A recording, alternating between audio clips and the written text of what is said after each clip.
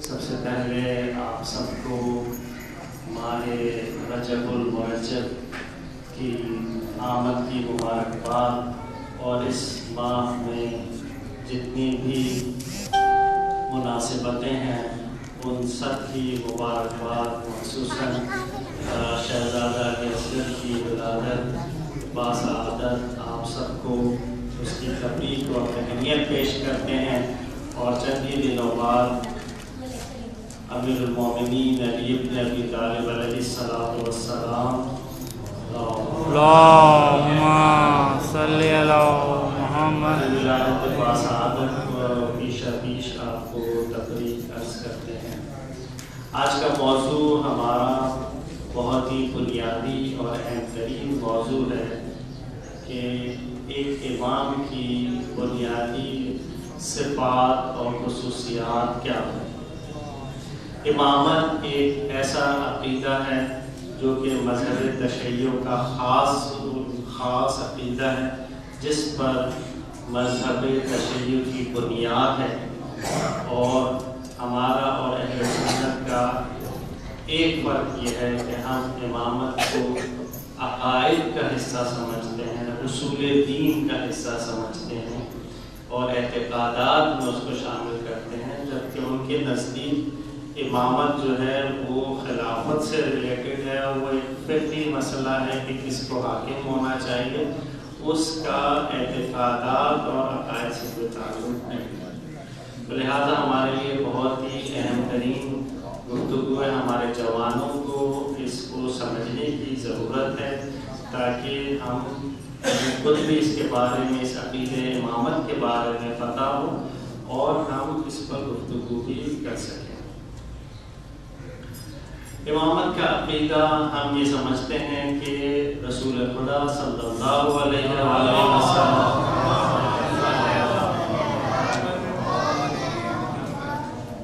کی رحلت کے بعد بلا فصل آپ کی جانشینی جو ہے وہ امیر المومنین علی بن ابی طالب علیہ السلام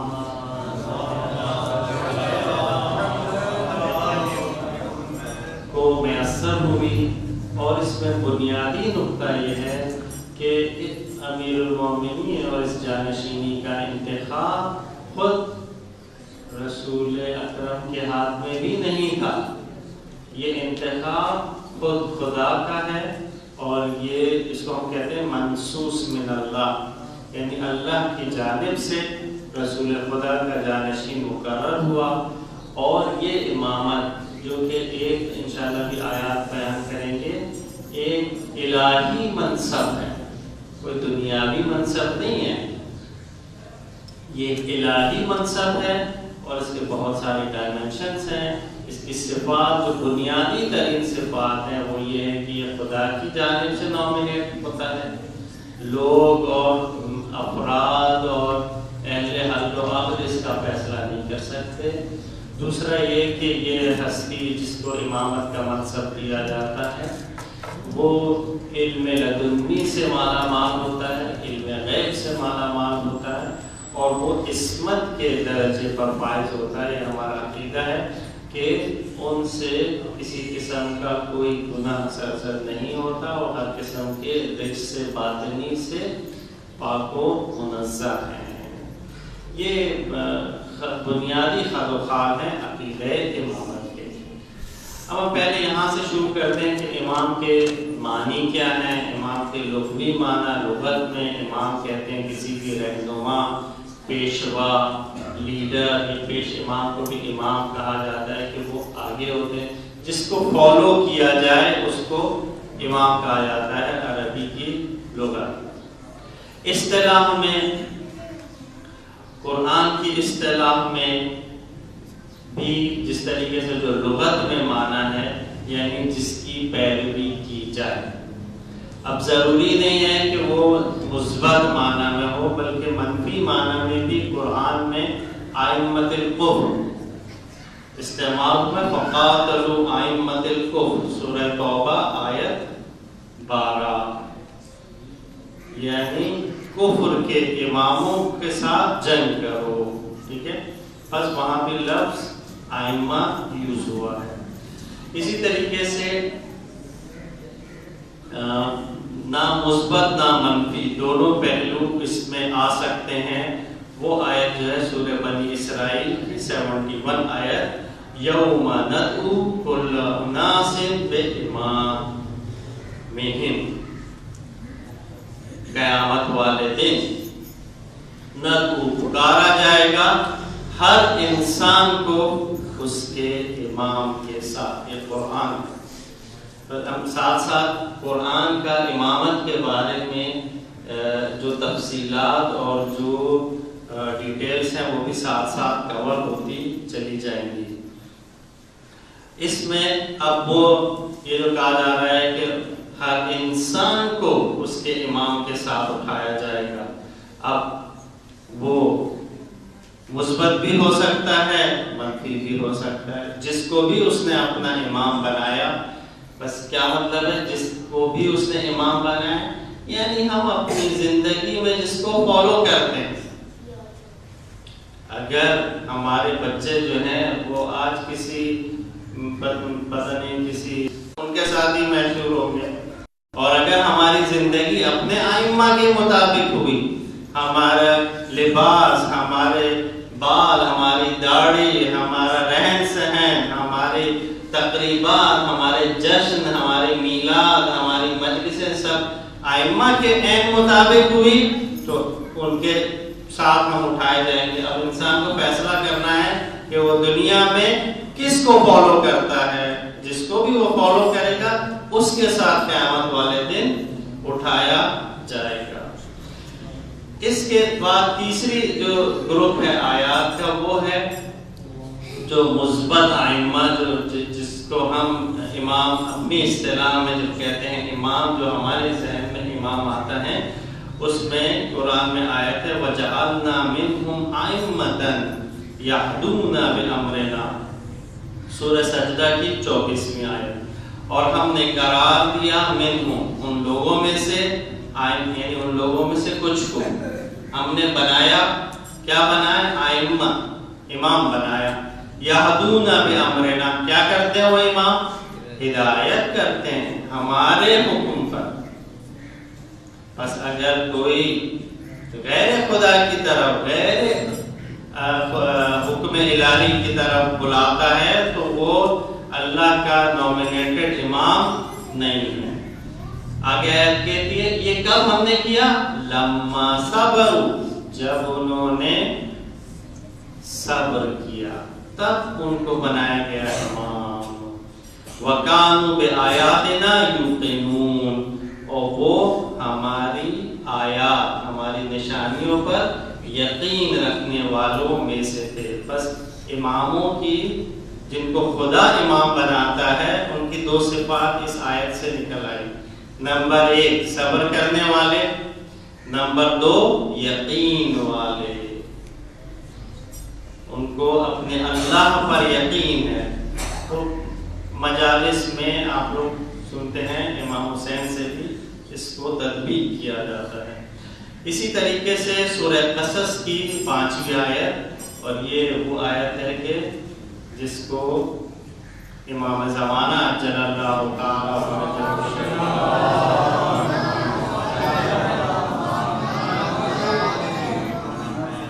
سے بھی دائرے منصوبہ نريد أن نمن على الذين استضعفوا في الأرض، اور ہم تو چاہتے ہیں، ہم نے تو ارادہ کر لیا ہے کہ ہم احسان کریں، نمن منت گزاری کریں، احسان کریں کن پر؟ على الذين استضعفوا في الأرض، جو کہ زمین میں مستضعف قرار دے دیے گئے ہیں، کمزور قرار دے دیے گئے ہیں۔ وَنَجْعَلَهُمْ أَئِمَّةً، اور ہم ان کو قرار دیتے ہیں امام۔ وَنَجْعَلَهُمُ الْوَارِثِينَ، اور یہی جو ہے وہ وارث ہیں اس زمین کے۔ بس یہ جو کہا گیا وہ نورید، ایک ارادہ ہم کرتے ہیں، ایک اللہ کا ارادہ اور ہمارے ارادے میں فرق ہے۔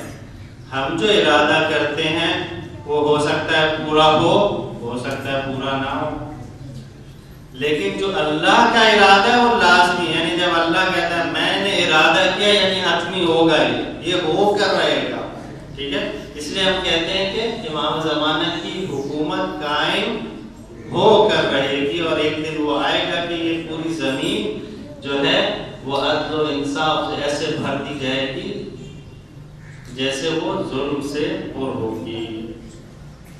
تو آیت فرماتی ہے کہ ہم نے ارادہ کر لیا، یعنی حتماً ایسا ہوگا کہ ہم احسان کریں گے۔ یہ احسان ہم لوگوں پر ہے کہ جو لوگ زمین میں کمزور کر دیے گئے ہیں ان کو امام قرار دیا جائے اور انہی کو وارث قرار دیا جائے۔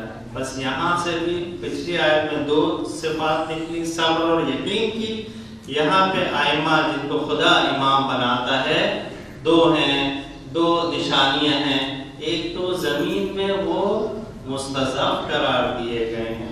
ہم جو ائمہ کا سلسلہ دیکھتے ہیں، ہر امام پر ظلم و ستم، پہلے امام سے لے کر جو ہے 11ویں امام تک، جب ہر ایک کو شہید کیا گیا۔ غیبت کا فلسفہ بھی یہی ہے کہ جب کفران نعمت لوگ کرتے ہیں تو پھر خدا اس نعمت کو اٹھا لیتا ہے، جب تک کہ لوگ اس قابل نہ ہو جائیں، خود طلب نہ کریں کہ ہمیں ایک مصلح کی، ہمیں ایک نجات دہندے کی ضرورت ہے جو ہمیں ہماری ہدایت کرے، ہمیں ظلم و ستم سے نجات دلائے۔ اس وقت تک یہ 12ویں علامت اور 12ویں نشانی، 12واں امام نہیں بھیجا جائے گا۔ بس ائمہ حقیقی کی 2 صفات یہاں پہ ملتی ہیں، وہ لوگ جو کہ زمین میں جن پر ظلم کیا جاتا ہے، جن کو ضعیف بنا دیا جاتا ہے، کمزور کر دیا جاتا ہے، اور یہی حقیقی وارث ہیں۔ وارث وہ ہوتا ہے جو جانشینی قبول کرتا ہے۔ بس اس کا مطلب ہے کہ یہ زمین پہلے سے، دیکھیں جب سب سے پہلا شخص کو خلق کیا گیا تو کیا کہا گیا؟ حضرت آدم کے لیے کیا کہا گیا کہ انی جاعل فی الارض خلیفہ۔ حضرت آدم کی جب خلقت ہوئی تو کہا، میں فرشتوں سے کہا کہ میں نے زمین میں اپنا ایک نمائندہ، اپنا ایک خلیفہ مقرر کیا ہے، اور اس آیت میں کہا جا رہا ہے یہی وارث ہیں۔ تو یہ حقیقی اس مسند الہی، اس عہدے الہی کے حقیقی وارثین میں سے ہیں۔ بس یہ 4 صفات ہمیں یہاں سے میسر ہوئی۔ اب قرآن کی دیگر آیات سے بھی دیکھتے ہیں کہ تصور امامت قرآن کی نگاہ میں کیا ہے۔ تو ہمیں پتہ لگتا ہے سورہ رعد کی 7ویں آیت سے پتہ لگتا ہے کہ ہر زمانے میں ایک ہادی ہوتا ہے۔ کوئی زمانہ حجت خدا سے خالی نہیں ہو سکتا۔ یہ مقتل تشیع کا ایک عقیدہ یہ ہے، کبھی بھی ایک لحظے کے لیے یہ دنیا جو ہے وہ حجت خدا سے خالی نہیں ہو سکتی۔ سورہ رعد میں ارشاد رب العزت ہوتا ہے انما انت منذر، اور آپ فقط اور فقط جو ہے وہ انذار کرنے والے ہیں، خبردار کرنے والے ہیں۔ رسول سے کہا جا رہا ہے وَلِكُلِّ قَوْمٍ هَادٍ، اور ہر قوم کے لیے ایک ہدایت کرنے والی ہستی ہے۔ اسی لیے امام جعفر صادق علیہ السلام کی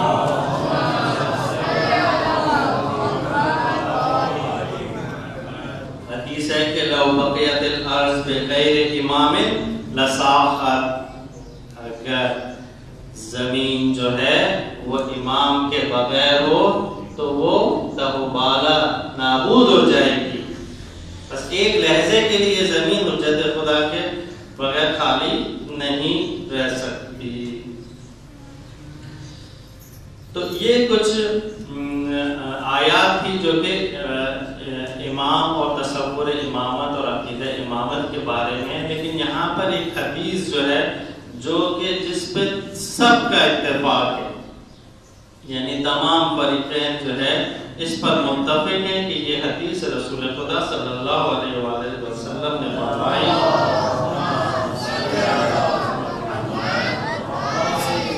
اور آپ لوگوں نے بھی سنی ہوئی ہوگی کہ من مات ولم یعرف امام زمانہ ہی، جو شخص مر جائے اور اپنے زمانے کے امام کو وہ نہ پہچانے مادہ میتدن جاہلیہ، تو وہ جاہلیت کی موت مرا۔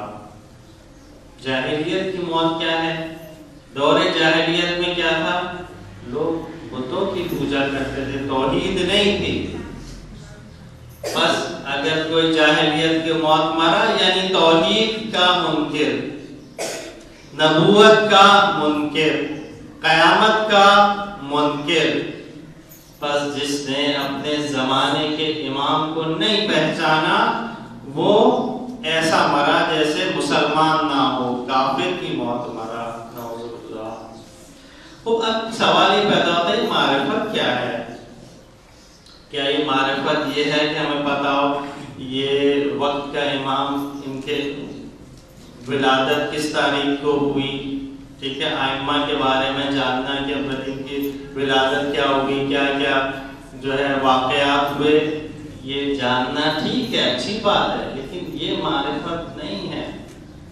معرفت یعنی معرفت حقیقی، معرفت باطنی، ہم باطن سے امام میں وقت کو پہچانیں کہ جن کے بارے میں انشاءاللہ آخر میں ایک حدیث آپ کو پڑھ کر سناؤں گا کہ یہ کائنات کا ثقل کہتے ہیں، جیسے چکی کا جو ایکسس ہوتا ہے نا، جس کے گرد یہ کائنات گھومتی ہے، وہ وقت کا امام ہوتا ہے۔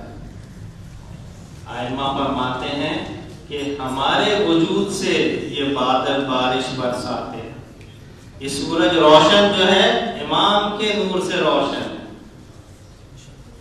تو امام کے وجود سے یہ کائنات منور ہے اور یہ کائنات چل رہی ہے، اور یہ خداوند متعال نے اس کو، بس اسی لیے جس نے یہ امامت کا عقیدہ اتنا اہم ہے کہ جو اپنے امام کو نہ پہچانے وہ ایسا ہے جیسے کافر،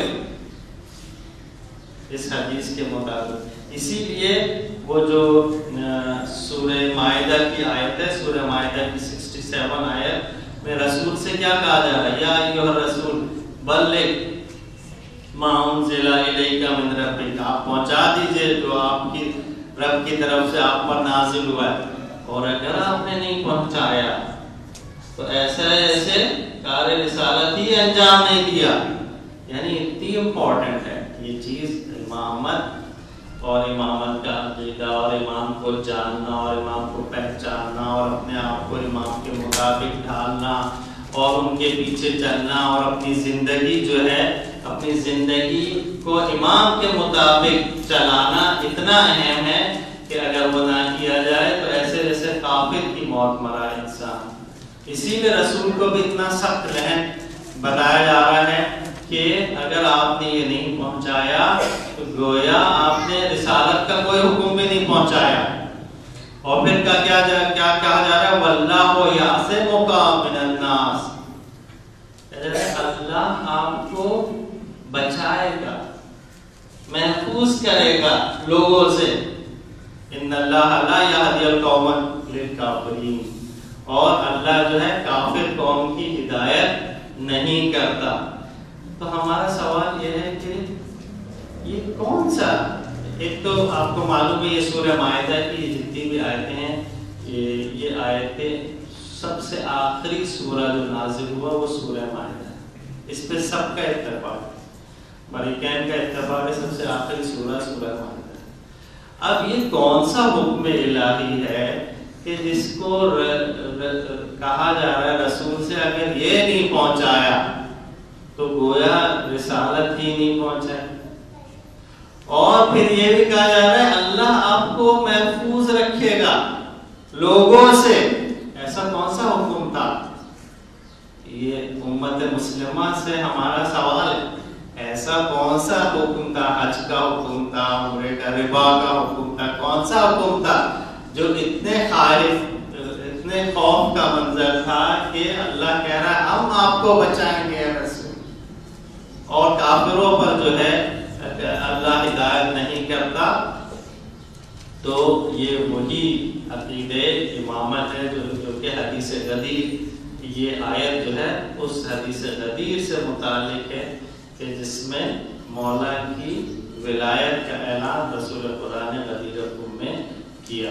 اور اسی لیے سورہ مائدہ کی جو تیسری آیت ہے کہ الیوم یئس الذین کفروا من دینکم، کہ آج کے دن کفار جو ہیں وہ مایوس ہو گئے. فلا یخشوہم واخشونی، اور ان سے مت ڈرو. کفار سے رسول کو کہا جا رہا ہے ان کا مت خوف کھاؤ، میرے واخشونی، میرے سے خشیت کرو.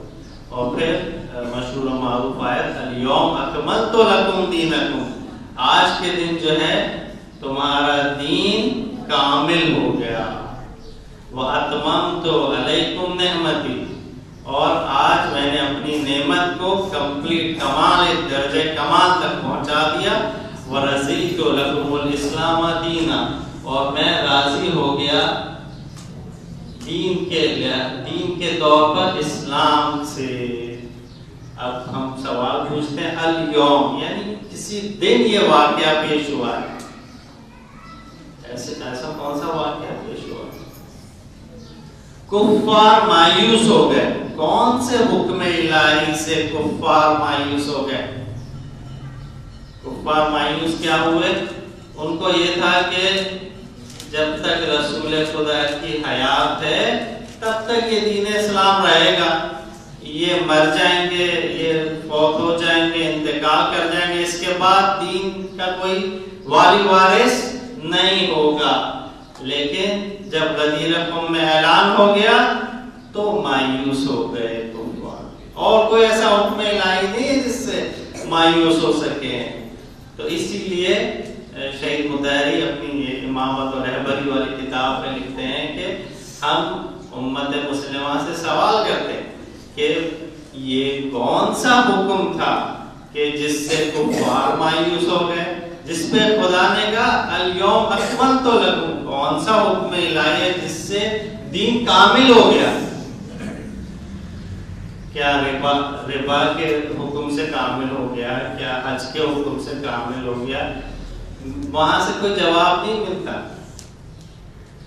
کون سا ایسا حکم ہے جس سے خدا نے کہا میں نے اپنی نعمت کو مکمل کر دیا، اتممت علیکم نعمتی؟ اور کون سا ایسا حکم الہی ہوا ہے کہ اگر وہ نہ ہو تو اسلام اسلام ہی نہیں رہتا؟ رضیت علیکم الاسلام دینا، آج دین کے طور پر اسلام سے میں راضی ہو گیا. تو یعنی اسلام اسلام ہی نہیں رہتا. تو ہم کہتے ہیں یہ مسئلہ امامت ہے کہ جس سے کفار مایوس ہوئے، اللہ نے اپنی نعمت کمپلیٹ کر دی، اللہ راضی ہو گیا اور اسلام کے طور پر کامل ہو گیا. اسی لیے اسی سورہ مائدہ میں آیت 55، یہ وہ ساری آیتیں جو آپ لوگ مجالس میں بھی سنتے رہتے ہیں، میں اس لیے تیزی سے گزر رہا ہوں اور اپنے مقصد تک پہنچوں گا. انما ولیکم اللہ ورسولہ، فقط اور فقط تمہارے ولی کون ہے؟ اللہ ہے اور اس کا رسول ہے. والذین آمنوا، وہ لوگ جو کہ ایمان لائے، اور وہ لوگ جو کہ نماز قائم کرتے ہیں اور حالت رکوع میں زکوٰۃ ادا کرتے ہیں. اس پر اتفاق ہے فریقین کا کہ یہ آیت امیر المومنین علی بن ابی طالب علیہ السلام کی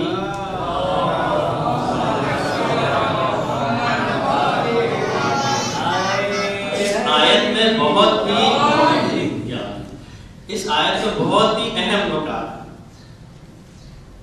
بہت سارے اہل سنت کے مفسرین نے کہا کہ یہاں پہ ولی یعنی دوست ہیں اللہ، رسول اور وہ لوگ جو کہ حالت رکوع میں زکوٰۃ دیتے ہیں.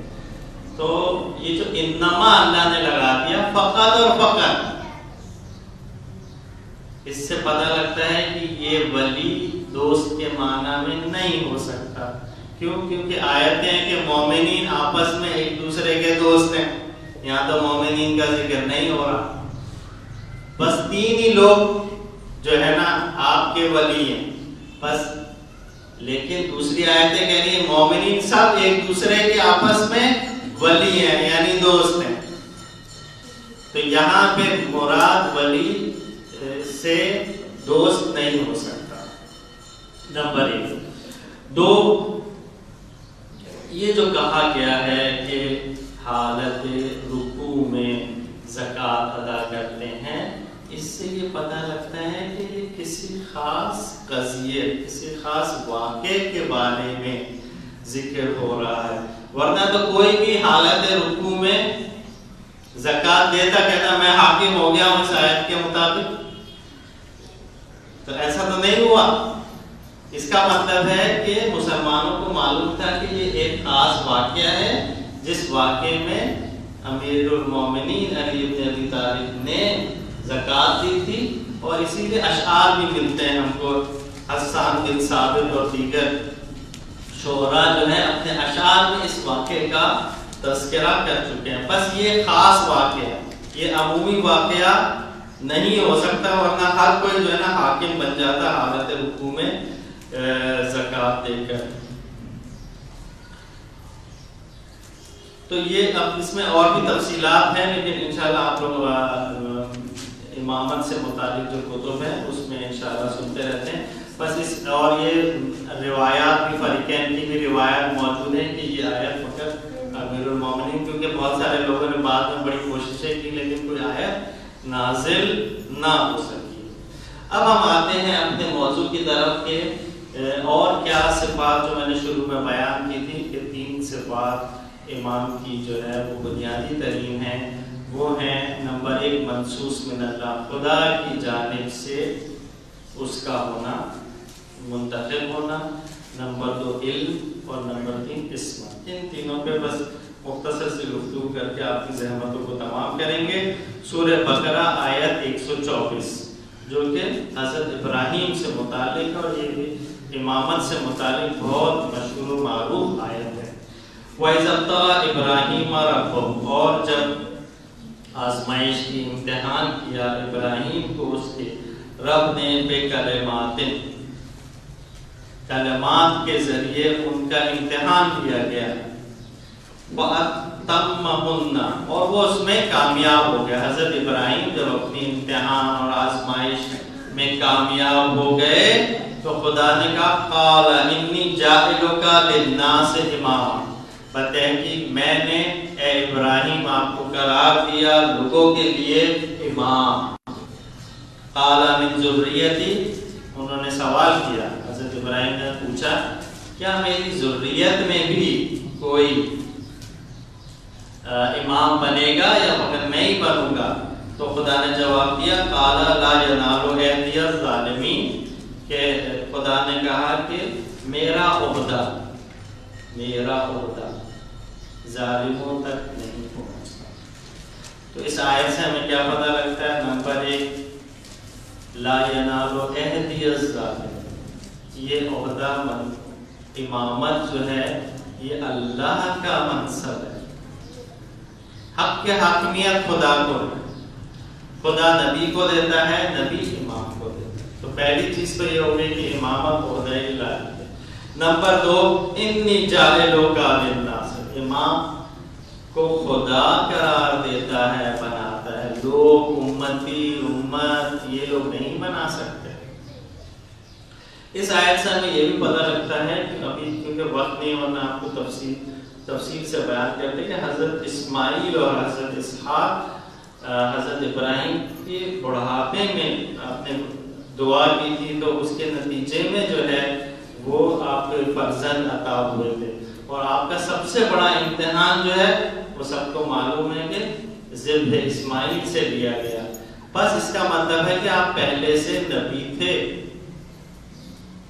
نبی ہونے کے بعد امام بنایا جا رہا ہے۔ تو یہ بھی ہمارا ایک عقیدہ ہے کہ امامت جو ہے ایک منصب ہے، ایک عہدہ ہے جو بعض دفعہ نبوت کے ساتھ جمع ہو جاتا ہے، بعض دفعہ نہیں، وہ نبی نہیں ہوتے لیکن ائمہ ہوتے ہیں، امام ہوتے ہیں۔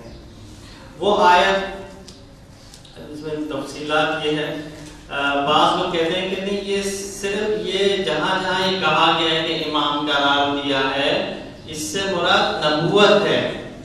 یہ امام جو کہا گیا ہے انی جاعلک للناس اماما، یہاں پہ امام سے مراد نبوت ہے، تو ہم کہتے ہیں کہ وہ نبی تو پہلے سے تھے۔ تو دوسری آیات بھی ہیں کہ جو غیر نبی کو حاکم بنایا گیا، امام بنایا گیا، وہ کون سی آیت ہے؟ سورہ بقرہ کی 247 آیت۔ یہ بہت اہم آیت ہے، اس کو ذرا غور سے ہمیں دیکھنا چاہیے۔ وَقَالَ لَهُمْ نَبِيُّهُمْ، ان کے نبی نے اس قوم سے فرمایا، کیا فرمایا؟ ان اللہ قد بعث لکم طالوت ملکا، کہ بتحقیق اللہ نے مبعوث کیا ہے، قرار دیا ہے تمہارے لیے طالوت کو حکمراں، حاکم۔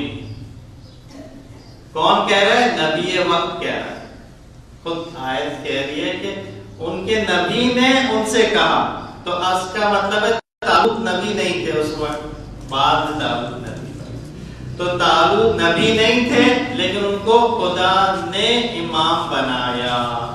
پھر آیت آگے کہتی، کہنے لگے، وہ قوم کہنے لگی، اسے ہم پر حکمرانی کا حق کیسے مل گیا؟ ابھی عربی میں نے ترجمہ لکھ دیا ہے، اسے ہم پر حکمرانی کا حق کیسے مل گیا جبکہ ہم خود بادشاہی کے لیے اس سے زیادہ حقدار ہیں، اور وہ کوئی دولت مند بھی نہیں ہے۔ یعنی اس وقت کی قوموں کے ذہن میں بھی یہ تھا کہ پیسے والا شخص حکمراں بنتا ہے، تو وہ اپنے وقت کے نبی سے کہہ رہے تھے کہ اس کو کیسے حکمراں بنا لیا، ہم زیادہ حقدار ہیں حکمراں بننے کے۔ تو آیت آگے کہتی ہے، قال ان اللہ اصطفاہ علیکم، تو وہ نبی کہتے ہیں کہ بتحقیق اللہ نے انتخاب کیا ہے، جیسے نبی کو چنا جاتا ہے ایسے حکمراں کو، حاکم کو، امام کو چنا۔ اصطفاہ علیکم، تم پر اس کو چن لیا ہے۔ وزادہ بسطۃ فی العلم والجسم، اور فراوانی کر دی، زیادتی کر دی، زیادتی سے نوازا، کس چیز میں؟ اس کو علم میں اور جسم میں، یعنی طاقت، قدرت۔ واللہ یؤتی ملکہ من یشاء، اور خدا اپنا ملک، اپنی حکمرانی جس کو چاہتا ہے عطا کرتا ہے۔ اس میں کیا کیا صفات ہمیں پتہ چل گئی کہ ایک تو اللہ حکمراں بناتا ہے، نمبر 2 وزادہ بسطۃ فی العلم والجسم، بس علم کے لحاظ سے وہ اپنے، ہمارا عقیدہ ہے کہ امام وقت سے زیادہ کسی کا علم نہیں ہوتا، اور تاریخ اس بات کی گواہ ہے کہ ہمارے ائمہ سے بڑھ کر علمی گفتگو کوئی نہیں کر سکا، اور جب بھی امت مسلمہ کہیں علمی مسئلے میں پھنستی تھی یا اعتقادی مسائل میں پھنستی تھی تو ہمارے ائمہ کو درباروں میں بلایا جاتا تھا اور آپ جو ہے ان کے حل پیش کیا کرتے تھے۔ بس یہاں پر علم اور جسم، قدرت، طاقت، جو کہ ہمیں معلوم ہے کہ تمام غزوات میں امیر المومنین نے شرکت کی سوائے جنگ تبوک کی۔ تیسری جو صفت ہے، بس منصوص من اللہ ثابت ہو گیا کہ اللہ قرار دیتا ہے، غیر نبی کو بھی امام بناتا ہے، علم بھی ثابت ہو گیا اور طاقت اور قدرت بھی ثابت ہو گئی۔ اب رہ گئی آخری نقطہ جو ہے وہ ہے عصمت۔ ہم قائل ہیں کہ جن کو خدا اپنا حقیقی وارث اور حقیقی امام قرار دیتا ہے وہ معصوم ہوتے ہیں۔ اس کے بارے میں کئی ساری آیتیں ہیں، لیکن ایک یہی جو سورہ ابراہیم کی آیت ہے، لا ینال عہدی الظالمین، میرا عہدہ ظالموں تک نہیں پہنچ سکتا۔ گناہگار کون ہوتا ہے؟ جو یا اپنے نفس پر ظلم کرتا ہے، یا اپنے خدا پر ظلم کرتا ہے، یا لوگوں پر ظلم کرتا ہے، بس یہ گناہگار تک یہ عہدہ نہیں پہنچ سکتا۔ علامہ طباطبائی نے اپنی تفسیر میں دیکھیں ہمارے علماء کتنی اہم اور قرآن کتنا تحقیق ہے، ٹھیک ہے۔ انہوں نے کہا کہ یہ جو کہا گیا لا ینال عہدی الظالمین، ظالم تک یہ عہدہ نہیں پہنچ سکتا، یہ ظالم، غور سے سنیں، یہ ظالم 4 صورتیں ہو سکتی ہیں۔ یا ایک شخص کی پوری زندگی ظالم ہے، یا ایک شخص کی پہلے عادل تھا آخر میں ظالم ہو گیا،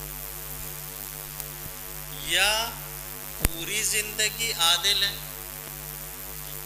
یا چوتھی قسم کیا ہے کہ پہلے ظالم تھا اور پھر عادل ہو گیا۔ تو آپ فرماتے ہیں جو پہلے دو احتمال ہیں یہ تو نبی پوچھ ہی نہیں سکتا، یعنی سوچ ہی نہیں سکتا کہ جس کی پوری زندگی ظلم کر رہا ہے اس کو وہ اپنی ذریت میں امام بنانا چاہتے ہیں۔ حضرت ابراہیم کی مراد پہلا نہیں ہے۔ دوسرا جو پہلے عادل تھا آخر میں ظالم ہو گیا، اس کا بھی احتمال نہیں ہو سکتا کہ جو اپنے آخر میں ظلم کرنے والا ہو اس کو حضرت ابراہیم کہہ رہے ہو کہ یہ امام بنے گا، یہ بھی نہیں۔ تو رہ گئے دو ہی احتمالات، یا جو پوری زندگی جس نے ظلم نہیں کیا، یا جو پہلے ظالم تھا پھر عادل ہو گیا۔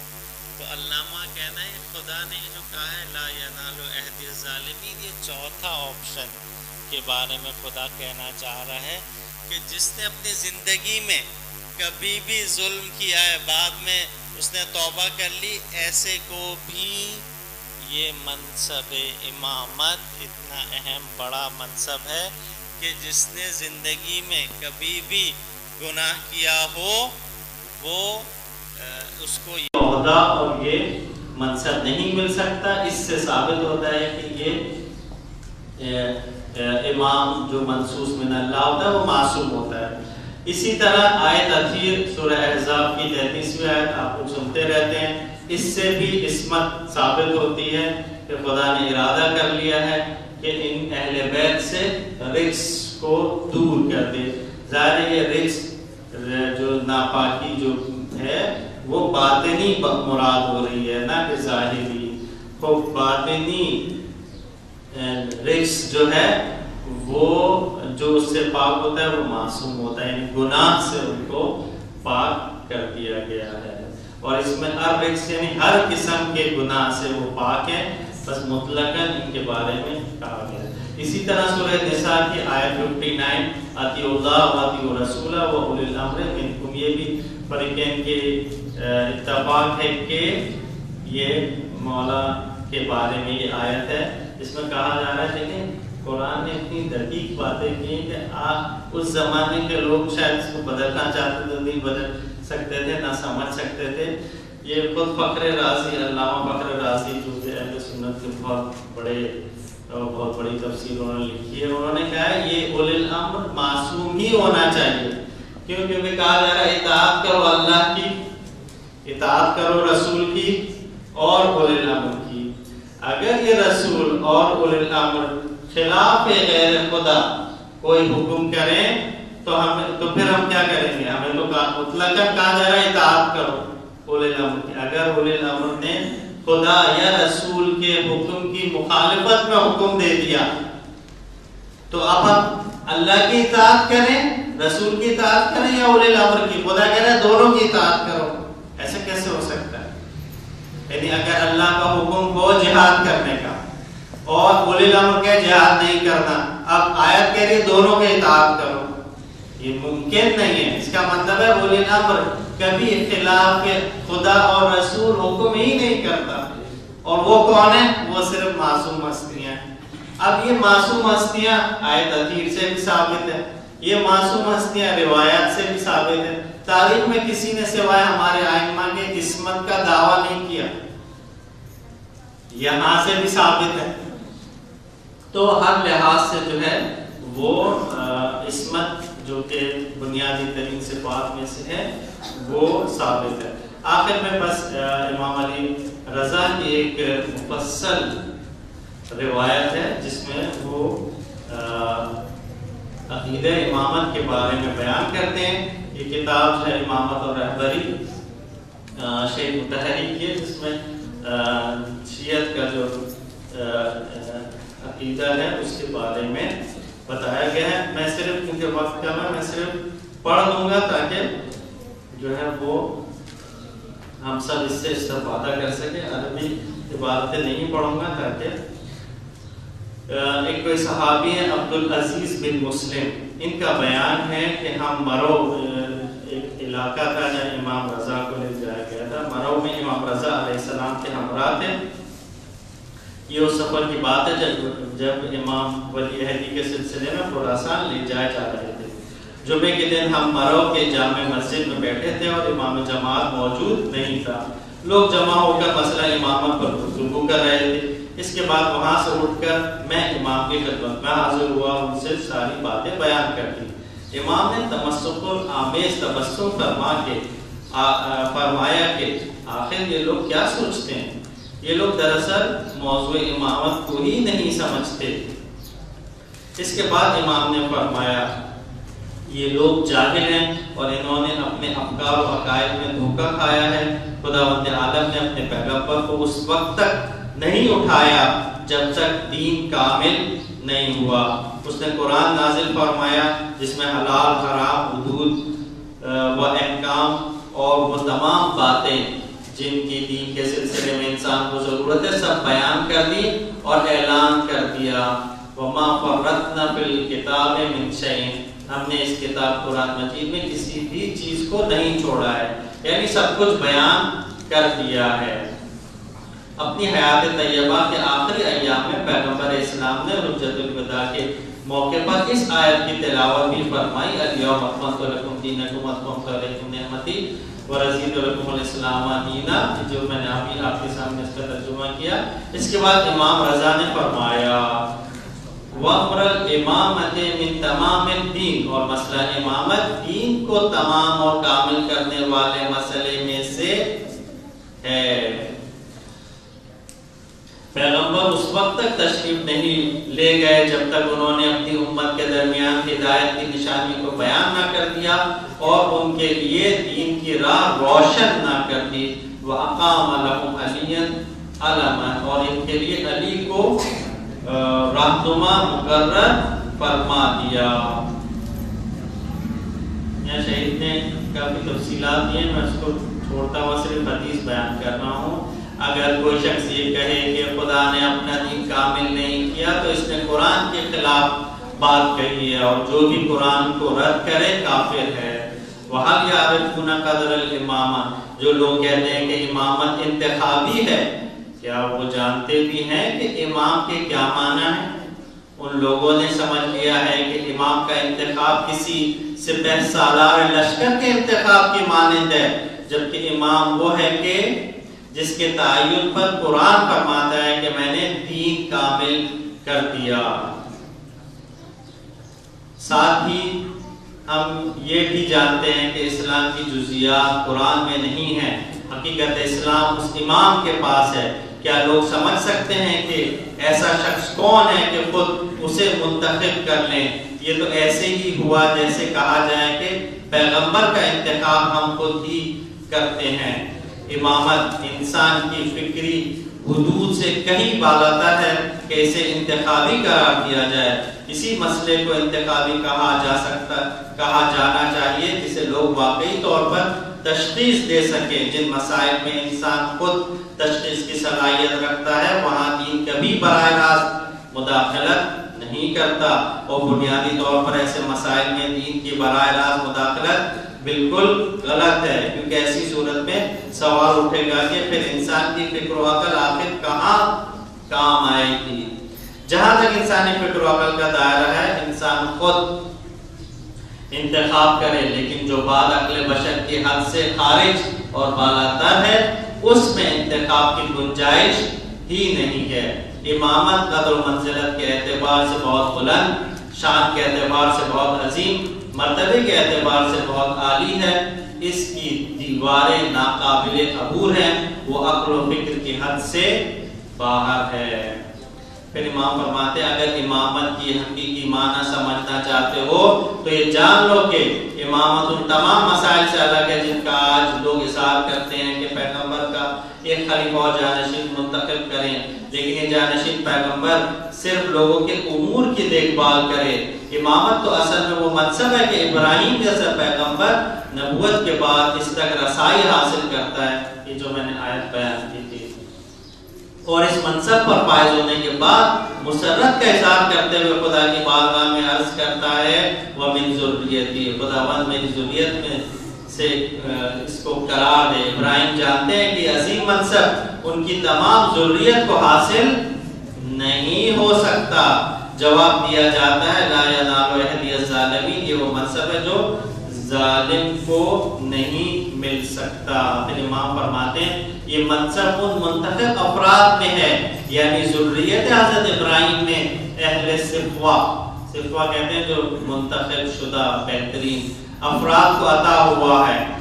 صفوہ کے انہوں نے معنی کیے ہیں وہ جو دودھ کے اوپر جو مکھن آ جاتا ہے اس کو صفوہ کہا جاتا ہے، زبدہ کہا جاتا ہے۔ اس کے بعد خداوند عالم نے امامت کو بزرگ اور مکرم بنایا اور وہ اس عنوان سے کہ اسے صفوہ اور اہل طہارت یعنی ذریت ابراہیم میں صاحبان عصمت کا حصہ قرار دیا۔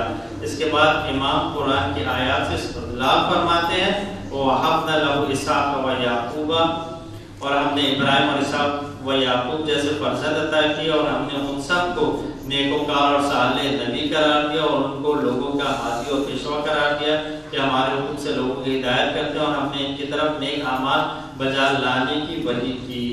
اس کے بعد امام فرماتے ہیں وَمِنْ أَيْنَ يَخْتَارُ هَؤُلَاءِ الْجُبَّارِ، آخر وہ مقام و منصب جو حضرت ابراہیم کو نبوت کے بعد عطا ہوا، یہ نادان اسے کس طرح بذریعہ انتخاب مشخص کرنا چاہتے ہیں؟ کیا بنیادی طور پر یہ منصب انتخاب کے ذریعے حاصل بھی کیا جا سکتا ہے؟ امامت دراصل، امام فرماتے ہیں امامت دراصل مقام انبیاء اور میراث اوصیاء ہے، یعنی یہ ایک وراثتی امر اور منصب ہے لیکن قانونی میراث کے عنوان سے نہیں، بلکہ اس اعتبار سے کہ اس کی استعداد اور صلاحیت ایک نسل سے دوسری نسل میں منتقل ہوئی ہے۔ بتحقیق امامت خلافت الہیہ ہے جو سب سے پہلے حضرت آدم کو عطا ہوئی اور خلافت پیغمبر ہے۔ اس کے بعد امام فرماتے ہیں ان الامامت زمامت الدین، امامت زمام دین یعنی حاکمیت دین، نظام مسلمین، صلاح و فلاح دنیا، عزت مسلمین، اسلام کی اصل و اساس اور اس کا بنیادی جڑ اور تنا ہے۔ یعنی امامی کے ذریعے نماز، زکوٰۃ، روزہ، حج، جہاد اور دیگر اسلامی احکام و عوامل کامل ہوتے ہیں۔ وآخر دعوانا الحمدللہ رب العالمین۔ خداوند متعال کا لاکھ لاکھ شکر ادا کرتے ہیں کہ اس نے ہمیں اس عقیدہ امامت کو بہتر طور پہ سمجھنے کی توفیق عنایت فرمائی۔ خداوند متعال سے دعا گو ہیں کہ ہمیں اپنے وقت کے امام کی زیادہ سے زیادہ معرفت عطا فرمائے اور اپنے آپ کو ان کے لشکر میں شامل کرنے کی توفیق عنایت فرمائے، ہم کو ان کے اعوان و انصار میں شامل کر لے اور ان کے ظہور کا دیدار ہمیں کرنے کی توفیق عنایت فرمائے۔ ہمارے اعمال اس قابل ہو جائیں کیونکہ امام کی خدمت میں ہمارے اعمال ہر روز پیش ہوتے ہیں، ہمارے اعمال کو ایسا قابل بنا دے کہ وہ امام کے حضور میں قبول ہو جائیں اور ان کی ظہور میں جلد از جلد تاجیل فرما دے۔